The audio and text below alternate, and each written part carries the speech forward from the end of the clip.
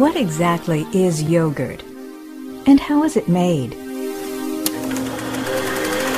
The word yogurt comes from the Turkish word yoğurmak, which means to thicken. There is evidence of cultured milk products being produced as food for at least 4,500 years. According to legend, yogurt was discovered in the 12th century in Turkey, and it was Turkish immigrants that first brought yogurt to North America in the 1700s. In 1908, the biologist Professor Eli Mechnikov won the Nobel Prize for Medicine. He is best known for his work on the beneficial health effects through the ingestion of living bacteria known as live active cultures.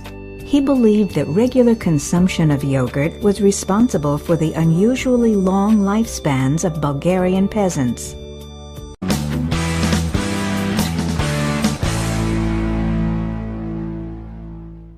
Yogurt is basically a fermented dairy product made from milk. There are 3 types of yogurt based on their fat content before flavors are added.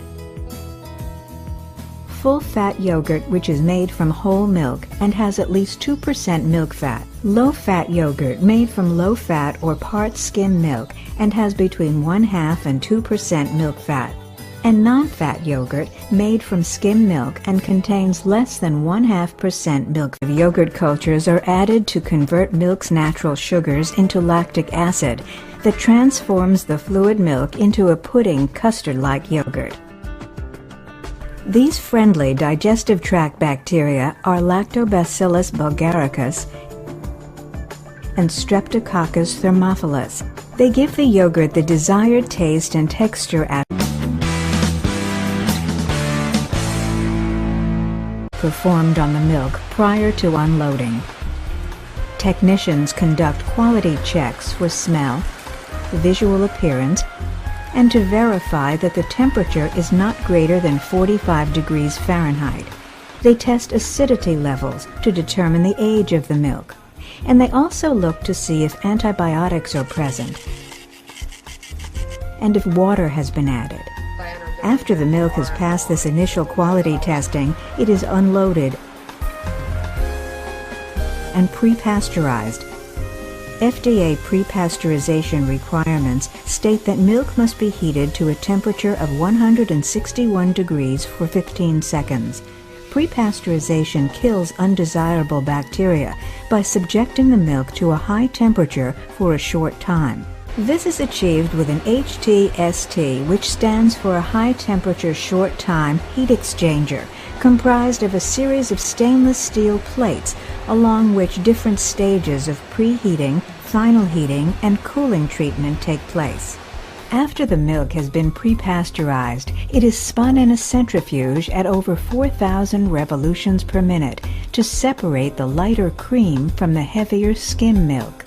Then, to increase milk solid levels in skim milk, evaporators are used to extract water. They create a vacuum that brings milk to a boil at a lower temperature. This prevents burning and promotes condensation for extraction. The extracted liquid is then referred to as cow water. Prior to batching, the tested, pre-pasteurized, and separated milk is pumped into holding silos that are maintained at a temperature of approximately 40 degrees Fahrenheit until the milk is needed for the batching process. In the batching process, specific types of milk are mixed with dry ingredients according to predefined recipes for each final product. The new mixtures are recirculated and held in 6,000 to 12,000 gallon batch tanks until they are ready for transfer into the processing area. The addition of dry ingredients during batching means introducing raw ingredients after pre-pasteurization. So, before it can go to the processing stage, batched milk must be pasteurized again through HTST heat treatment. Although regulatory standards require minimum pasteurization temperatures of 166 degrees Fahrenheit for 15 seconds, Dannon exceeds these standards. After pasteurization, the batched milk is homogenized to break down fat globules in the milk into much smaller ones. This prevents the risk of forming cream lines in the product. To do this, a homogenizer forces milk through small passages at high velocity and under high pressure. Homogenization further mixes the dry ingredient additions from the batching process to assure that products will attain their desired taste and texture. And homogenization also gives the product a whiter appearance. To produce yogurt, bacteria cultures are carefully inserted into the manufacturing process. These cultures give the product its specific characteristics, such as acidity or pH, its flavor, aroma, and texture. Cultures are useful microorganisms, each one of them carrying out a different function in the product. After inoculation of the product with cultures, the fermentation process begins under carefully controlled conditions. The temperature of the milk must be over 100 degrees Fahrenheit, the optimum temperature for fermentation. As the cultures multiply, they feed on the lactose and generate lactic acid. This creates a drop in pH, which is a measure of acidity.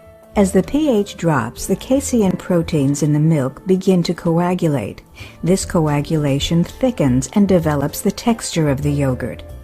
Simultaneously, the culture strains for flavor development multiply and produce the characteristics for taste and aroma. For people who are lactose intolerant, yogurt can be easier to digest because the fermentation process reduces the amount of lactose.